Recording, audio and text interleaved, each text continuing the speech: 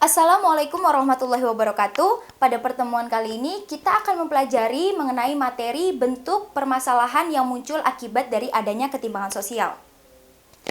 Ketimpangan sosial sendiri yaitu merupakan ketidaksetaraan peluang atau penghargaan untuk posisi sosial yang berbeda atau status di dalam masyarakat dalam memperoleh sumber daya yang tersedia. Ketimpangan sosial itu terjadi karena beberapa faktor. Yang pertama adanya faktor internal dan juga faktor eksternal.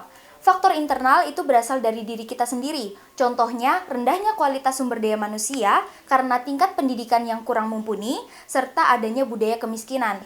Kemudian faktor eksternalnya itu disebabkan karena adanya kondisi demografis, kondisi kesehatan, kondisi ekonomi, kondisi pendidikan, dan juga karena kemiskinan. Kemudian kita akan masuk kepada bentuk permasalahan yang muncul akibat dari adanya ketimpangan sosial. Yang pertama ada bentuk diskriminasi sosial. Diskriminasi merupakan suatu sikap, perilaku, atau tindakan yang tidak adil atau tidak seimbang yang dilakukan oleh individu atau kelompok terhadap individu atau kelompok yang lain. Perlakuan secara tidak adil ini dapat terjadi di mana dan kapan saja karena adanya perbedaan karakteristik berikut ini. Yang pertama, perbedaan suku dan ras. Kemudian yang kedua, perbedaan kelas sosial. Yang ketiga, perbedaan jenis kelamin atau gender. Kemudian yang keempat, perbedaan agama atau kepercayaan. Yang kelima, perbedaan pandangan politik. Yang keenam, perbedaan kondisi fisik, dan lain sebagainya. Kemudian yang kedua, bentuk konflik sosial. Konflik sosial merupakan suatu proses sosial yang terjadi antara dua pihak atau lebih, di mana salah satu pihak berupaya untuk menyingkirkan pihak lainnya dengan cara menghancurkan atau membuatnya tidak berdaya. Bentuk konflik sosial ini biasanya terjadi antara aparat pemerintah dengan masyarakat, atau bisa juga yang ada di kalangan masyarakat lain itu seperti adanya tawuran pelajar dan juga perkelahian antar masyarakat yang lain. Kemudian bentuk yang ketiga yaitu kriminalitas. Kriminalitas atau kejahatan merupakan bentuk atas perbuatan yang merugikan korban atau masyarakat. Menurut Surjono Sukanto,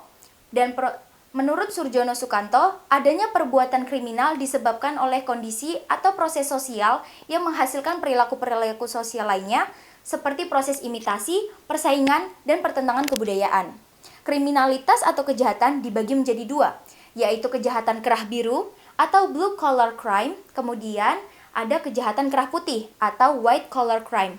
Kejahatan kerah biru itu biasanya kejahatan yang dilakukan oleh masyarakat kelas bawah atau kelas rendah. Sedangkan kejahatan kerah putih itu biasanya dilakukan oleh pihak-pihak pemerintahan atau yang memiliki jabatan. Bentuk yang keempat yaitu adanya bentuk monopoli.